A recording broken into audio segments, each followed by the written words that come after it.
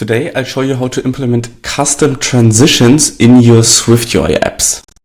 So to get started, I have prepared a starter project here, and we just have a button that says toggle color, and if we press that button, then we will show an orange square above it. So this is very simple right now, but of course there is no transition in here. So how do we get started? Well, we start by implementing a new transition, and this is a protocol in SwiftUI.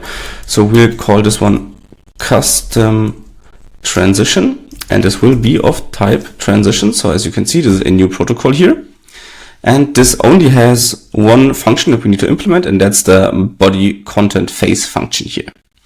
And in this function, we can now return some view. So this is basically like a SwiftUI Views body, but in here we can of course apply some modifiers to create our custom transition. There are a couple of different approaches that you can take here, but I'll show you a basic one along with stacking different modifiers and different transitions to create your own custom transition. And in the end, we will then apply this one to use it in our custom transition view here to animate in our orange square.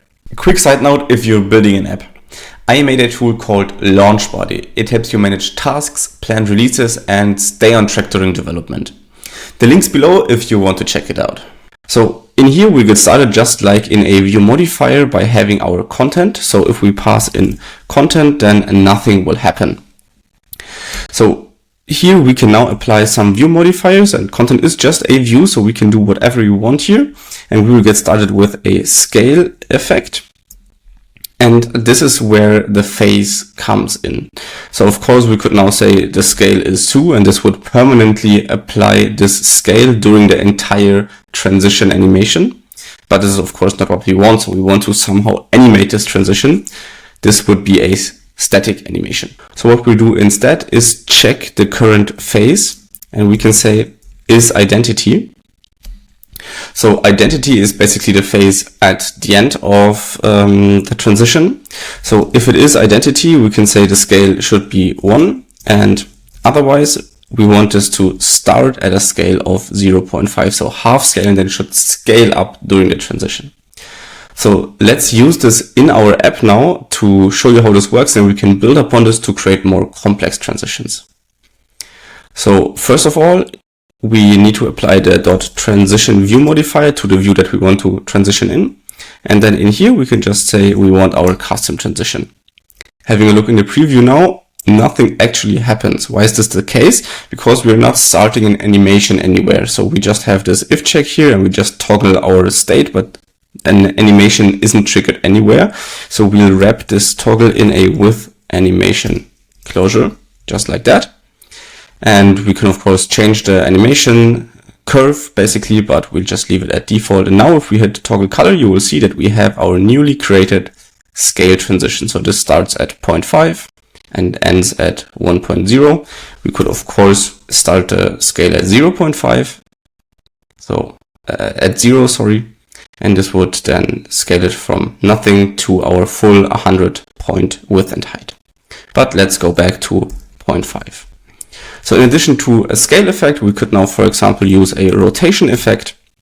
And here we do the exact same trick. So we will say phase.isIdentity. If it is identity, so in the end, we want to have a full 360 degrees. And before that, we want to start with 0 degrees. So if we try out this transition now, you will see that the box rotates in and rotates out. If you want to change the direction of rotation, you can, of course, just change the degrees here, and now it will rotate in the other direction. So let's add one last modifier here to really complete this transition, because honestly a scale effect and a rotation effect isn't too fancy, so you can do a lot more here. So what we will do is also apply a blur, and we will say in the end we want no blur, and in the end 0, and at the start of the transition, let's say we want a blur of 10, so this will make it a bit alive. And you can see this is what the transition looks like now. Now, of course, 10 might be a bit much, so let's dial this down to 4. And there you have it.